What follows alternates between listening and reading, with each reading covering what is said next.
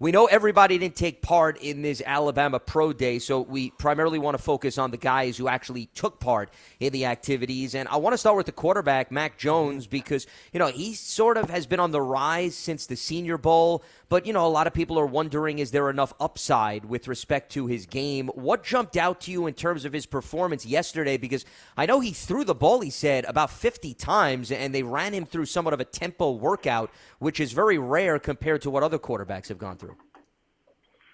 Yeah, I think just with Mac, it was about what you would expect. We heard from Daniel Jeremiah afterwards. He was nice enough to do a Zoom call with reporters afterwards just to give his thoughts on Alabama's pro day, and he agreed. Mac's a guy. I know one of the big knocks on him is that he's not athletic, and he's not just this dual threat quarterback that's going to go out there and be a Justin Fields. But, for what pro days usually are, that's not necessarily Mac's wheelhouse. Mac said it himself. He's best on the whiteboard. He's best at X's and O's, and he's going to get the job done.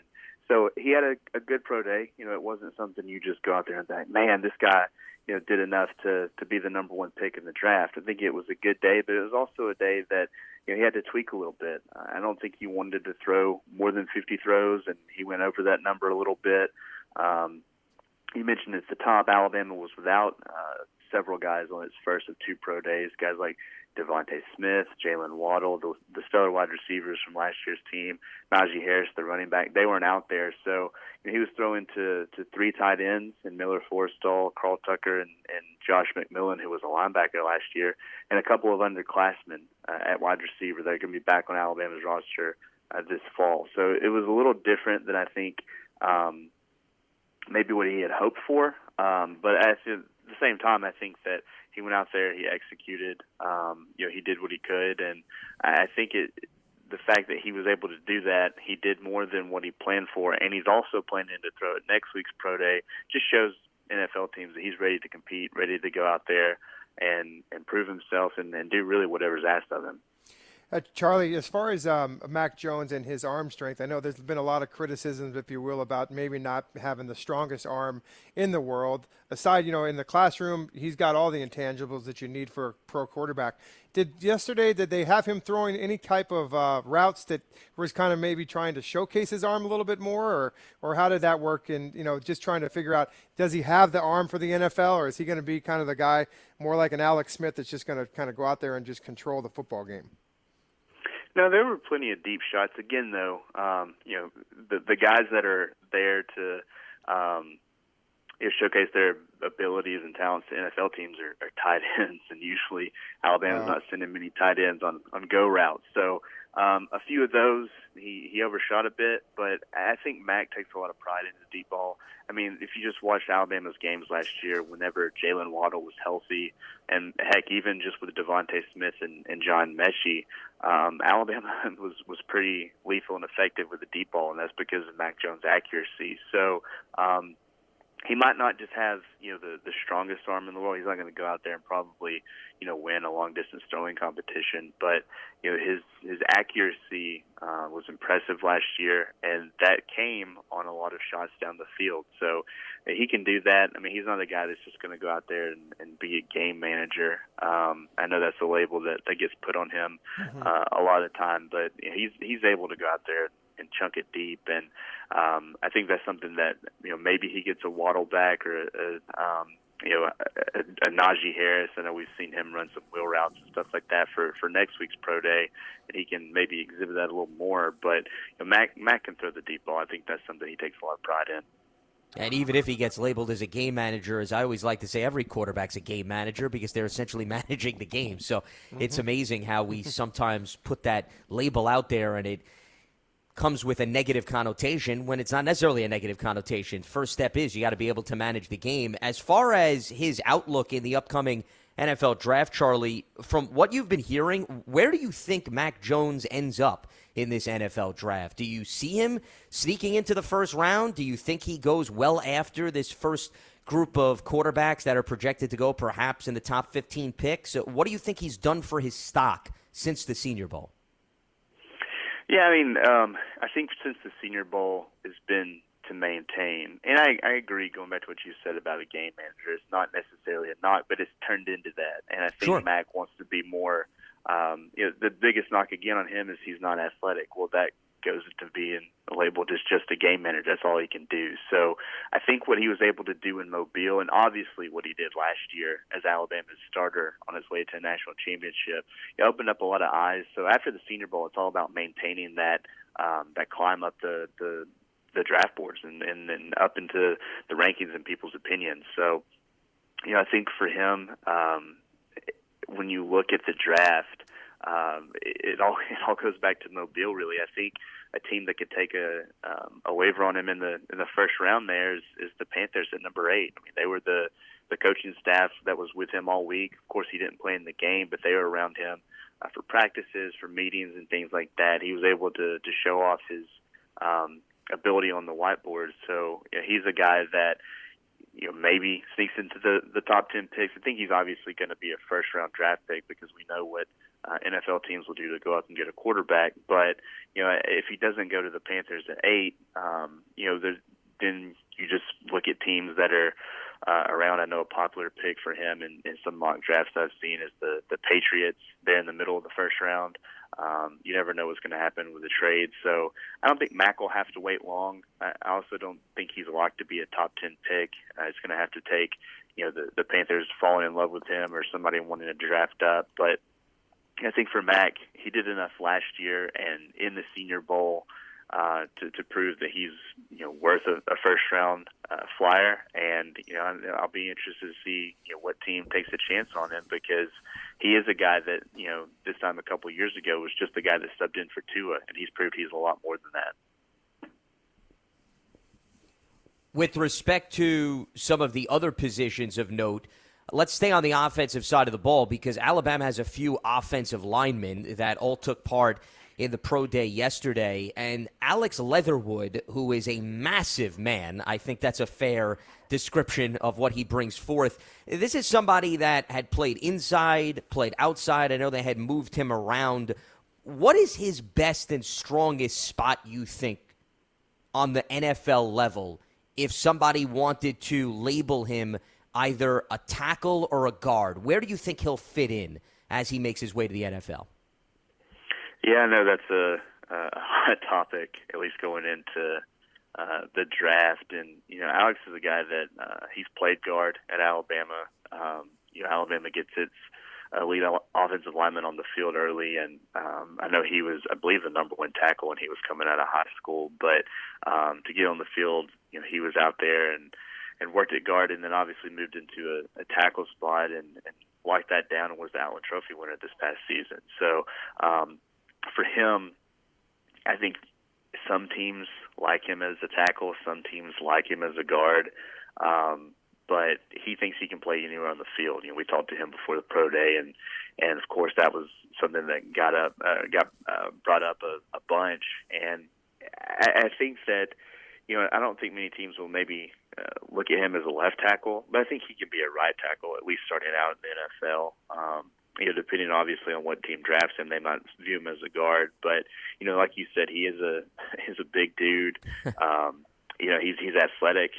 He showed that in Alabama's pro day yesterday. Of course, we didn't get all the results and see everything, but I think he had almost a 35-inch vertical yesterday. So he's a guy that since he arrived at Alabama, he came in the same draft class as Jedrick Wills, who was the first-round pick of the Cleveland Browns a year ago. And those two guys, you just felt were destined to be, first-round picks. And now it's Alex Leatherwood's turn. I know that maybe his draft stock has fallen a little bit, but maybe that has to do with that uncertainty about what position he'll play. But he's going to be a professional. He's going to be someone that adds something good to a locker room. And again, I think he can start out at right tackle, but he sounds like he's more than willing to do whatever the NFL team that drafts him asks him to do.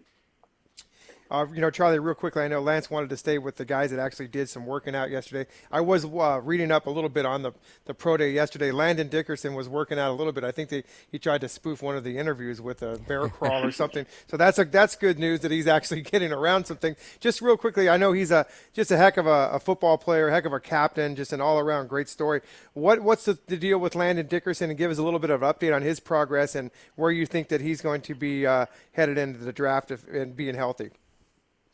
Yeah, he didn't do a lot, but as if anybody saw the end of the national championship game, it's tough to keep Landon Dickerson off the field. I mean, he was talking to Mac Jones leading up to that game against Ohio State and texting him every morning and telling him he was going to play. And this is after he, tore up his knee at the end of the SEC championship game in mid-December. So he was out there. He had a brace on that knee, and he was at least snapping to Mac Jones, but he didn't do any offensive line drills. He didn't do the vertical or the broad jump or anything like that. But sure. I think that that just goes to show the kind of guy that Landon is. He's been a guy that he obviously came in from Florida State. He spent 2 years at Alabama, but he immediately cracked the starting lineup. And this past year, he was named team captain. And you see the antics, the fun he has with his teammates. I think that says a lot about him and his character. And, I think really the only knock on him is his health. He had some health issues when he was in Tallahassee, and obviously he just is coming off of the knee injury we've been talking about. But if not for the health, I think a lot of people believe he's a first-round lock. So he says he's doing good. He says he's right on track with his rehab. He's where he wants to be, and that's good news. So hopefully he can be back on the field this fall. But, yeah, I mean, when it just comes to him off the field, he's a guy that's going to, add something to a locker room. His teammates are going to love him, and it helps that he's also the hell of a football player. We're talking with Charlie Potter, who covers the Alabama football team for 24/7 Sports. Since Jeff did bring up Landon Dickerson, quick follow-up with respect to his health, because I agree with you, Charlie. I mean, I think that is clearly the biggest looming question mark surrounding him. It's not necessarily the lack of skill. You talked about how at Florida State he had, I think, 3 seasons where it was pretty much interrupted by injury. The fact that he played all of 2019 and pretty much played all of this past season, with the exception of course, getting hurt in the the conference championship game, rather, did he do enough in your mind over these last 2 seasons to quiet the skeptics, perhaps, with respect to the health? Or do you still think people are referring to the history prior to his arrival at Alabama? Yeah, I mean, well, as you guys well know, I mean, when it comes to the NFL draft, I mean, every little thing is brought up and mentioned. And, before he got injured in the game against Florida, the SEC championship game this year, I don't think he had any issues at Alabama. And it was almost kind of forgotten because, again, whenever he transferred to Alabama, you're just doing some history on him and talking to people from Florida State that cover the Seminoles. The injuries were brought up. They mentioned he's a mammoth human being, and he is. But he just couldn't stay on the field, and that wasn't an issue at Alabama. He was healthy. He played a lot of football. And he's a guy, too. I mean, the attitude and the tone that he sets to the offensive line is clear when you watch him. He likes to get under people's skin. He's not just a guy that's going to go out there and he's going to do just his job. He's going to do more. He's going to try to elevate his offensive line. He's going to try to draw some penalties from the opponent. So he's doing everything. He's getting on the ground. He's getting dirty. And he didn't have any issues in terms of injuries until late in that SEC championship game, and you can't really help those knee injuries like that. So I think it's obviously a concern, but one that maybe he helped clean up a little bit at Alabama, just with what he was able to do in 2 seasons.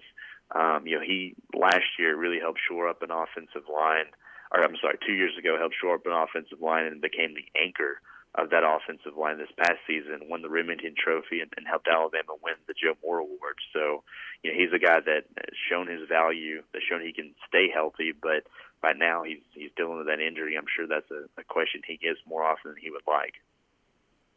The third name on the offensive line that is important to bring up is Deonte Brown, who had 48 career games, 26 starts during his tenure with Alabama. I know he did miss some time here or there, but he was at least a consistent force on the field. Where do you see his upside? He's obviously more of an interior offensive lineman, and the Giants could very well look to address that position sometime in the draft. So that's why, to me, he's a bit of an intriguing player. And from what I've seen, from what I heard, he had a pretty impressive pro day in terms of his numbers. So where do you see his upside, specifically at the next level?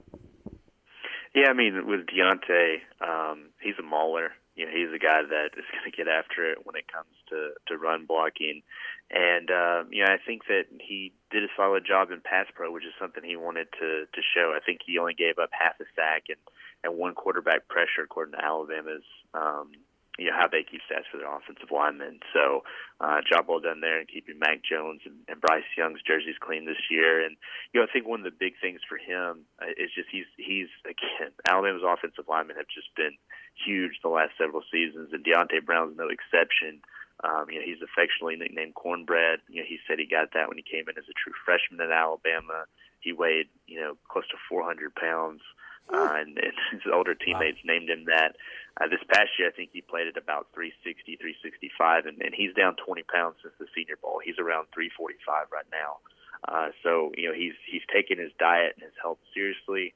But he can also, whenever he pulls, he's a freight train just because of his size and his power. He's one of the strongest guys on Alabama's team. So, yeah, I mean, from an interior lineman perspective, you're going to get a guy that's a road grader just in the run game and someone that's improving as a pass blocker. So I think he's a guy that, late day two, maybe day three, a team that takes a flyer on him, they're going to get a guy that can come in and be a dude on that offensive line and be maybe a gem in this draft. He's another guy I believe that probably would benefit from the Senior Bowl, correct? Yeah, I mean, with no combine, with just the year that it's been, the Senior Bowl was very beneficial for a lot of Alabama's players. They had, I believe, 7 down there for were able to do a lot of stuff, and the offensive linemen played in the game. And Deontay Brown, did everything. Guys were down there just do interviews. Guys maybe got a little banged up while they were in Mobile, and Deontay Brown went wire to wire and played in the game. So yeah, I mean, he showed teams that he's losing weight, and then he was able to be effective in the run game. So yeah, I think going to Mobile and participating was certainly beneficial for him. Well, another player that stood out at the pro day, and maybe he had the most impressive day of all as we head to the defensive side of the ball, is Patrick Surtain, who could be a candidate for the Giants with the 11th overall pick. It seems as if with Farley out of Virginia Tech having question marks because of his recent back surgery, it's not a stretch, Charlie, to say Surtain, based on his performance at the pro day, could very well now be considered the number one corner in this year's draft class. He did not disappoint in terms of his measurements. I'm, though, curious, as somebody who watched him game in and game out, you could get enamored with somebody's measurements, but what stood out to you as a playmaker with respect to him in terms of what he brought to the table consistently?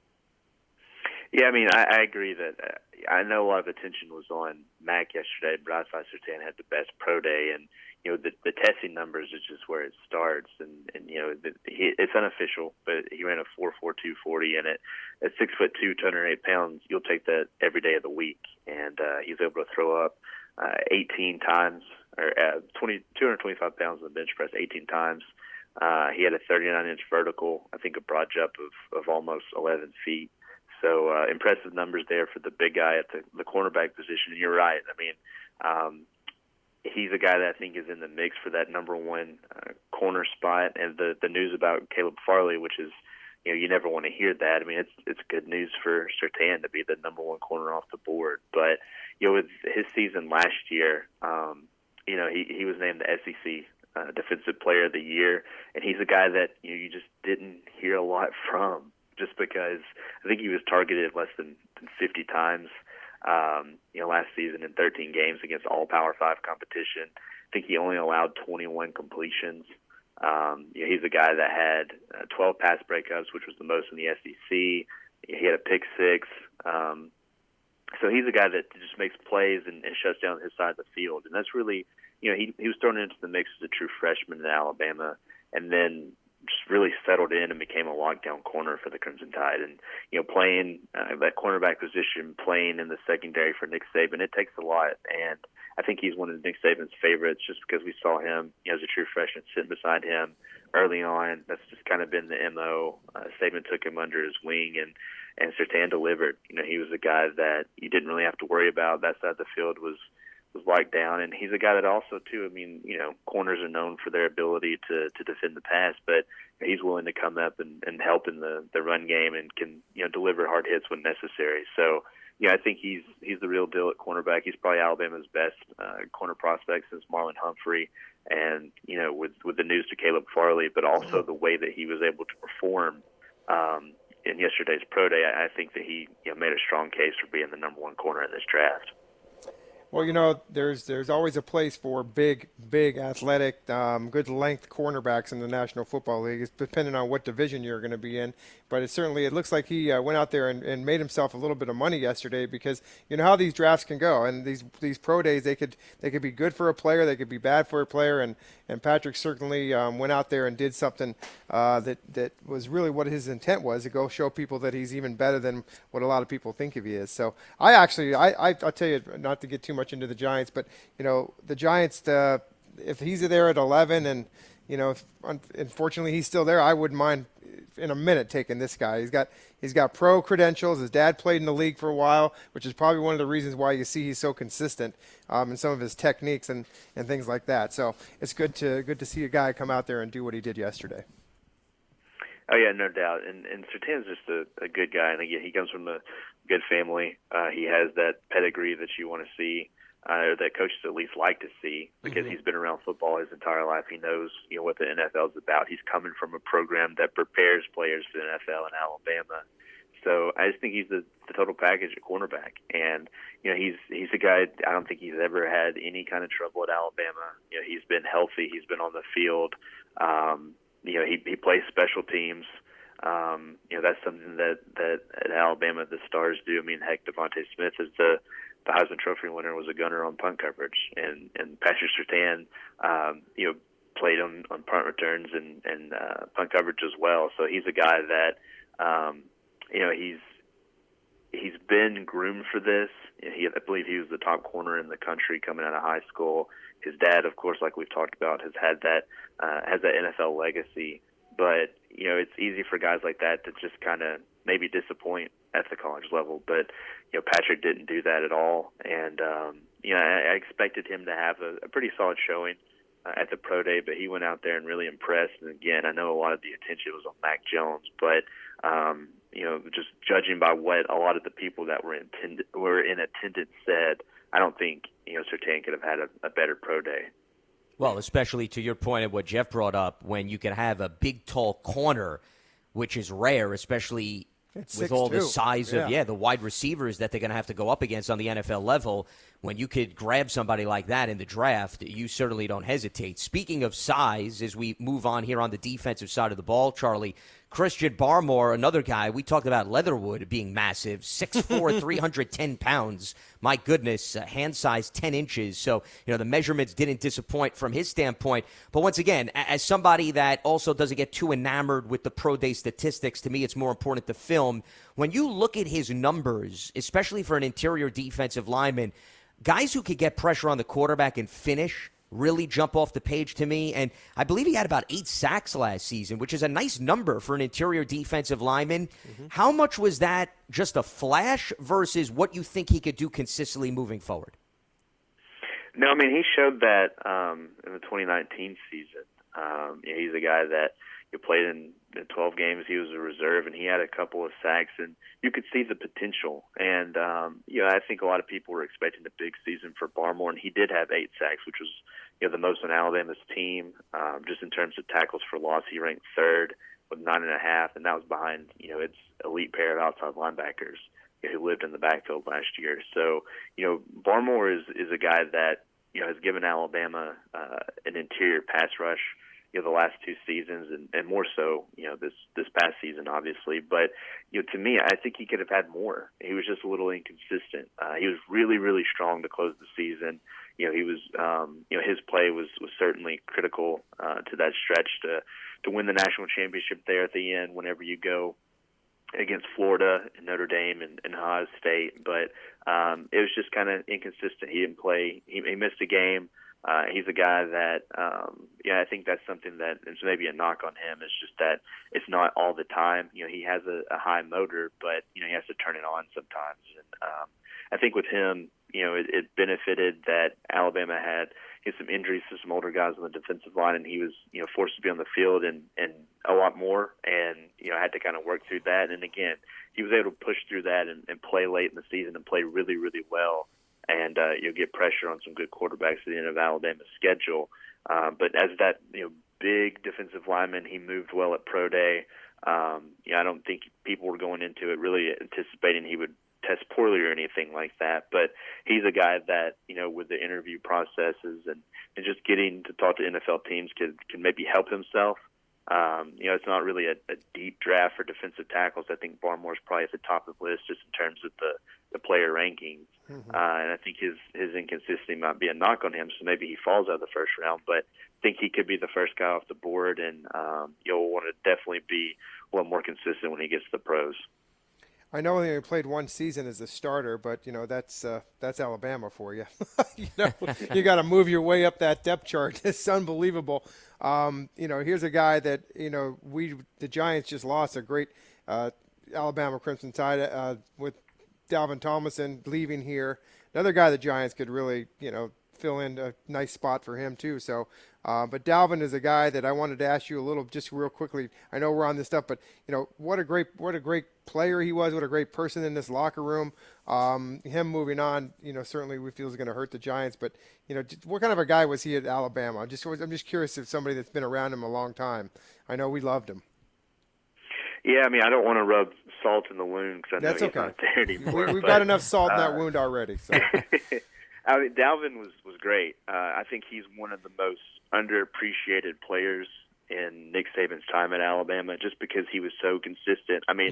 Going from Barmore to Tomlinson, Dalvin was just, you could always count on Dalvin to make plays, and that's just on the field. When he would talk to us, he always had a smile on his face. He was always, nice to be around, and I know he's went through a lot with. He's losing his mom and everything that he's went through from a family standpoint. But he's just a good dude and a hell of a player, and it's so strong. It was so funny just to hear him talk about wrestling, because he's a 3-time state champion there in the state of Georgia, and talks about nobody in the locker room wanting to wrestle him, and that's in the locker room full of some big-time athletes and some big-time personalities. So he's just a humble guy and someone, like I said, I don't want to rub salt in the wound too much, but he's a good player, and again, I think he's somebody that just here in Tuscaloosa, doesn't get appreciated enough. Charlie, before we let you go, Jalen Waddle, Najee Harris, Devontae Smith were all spectators yesterday. Maybe they take part a little bit in the second pro day, but is there anybody else that we didn't talk about that took part yesterday? I know they had a few tight ends, as you mentioned, catching passes from Mac Jones that maybe is not getting enough attention, that could perhaps sneak into the draft or maybe make a name for themselves at the next level. Yeah, there were several guys that didn't do a lot, and then hopefully guys like Najee and Jalen will be able to go next week, because Alabama's having a second pro day Tuesday, March the 30th. But, of the guys that did participate that didn't get a lot of limelight, a guy like Miller Forstall is a player that's played in each of the last 5 seasons. He's played at least 3 games in each of the last 5 seasons. Of course, he redshirted one of those after tearing his ACL as a sophomore. But he's a guy that's really just bought in and done whatever Alabama's asked him to do. Of course, he's a guy that gets brought up a lot in this draft process because he was the quarterback at Cartersville before Trevor Lawrence. And so he made a position move, which I think was a wise move on his part. But, he's a guy that's played all over the field. One of the things that he's proudest of is that he can play every position that they would need him to. He's played the Y tight end, the H tight end, the F tight end. He's done everything, and he's been pretty healthy this year. He dealt with some nicks and bruises, played through them, was able to play, I believe, in all but one game. And he's a guy that's just had a litany of of injuries throughout his career. So I think Miller Forrestall is a guy that maybe if he doesn't get drafted, can get picked up as an undrafted free agent and stick with the team, because he's the guy that's contributed to Alabama's offensive efforts since a true freshman. He came in with Jalen Hurts and Jonah Williams, both of those guys in the NFL now. So him, Josh McMillan, the linebacker, was working on offense, and he's somebody too. Has dealt with a bunch of injuries. He was a 6-year senior this year, so maybe he gets a run in the NFL as an undrafted free agent or maybe a late round pick. But after that, though, I think we've covered it pretty well. Everybody else, had pretty solid pro days, and I'll be interested to see how much those guys do and what other guys participate in next week's pro day.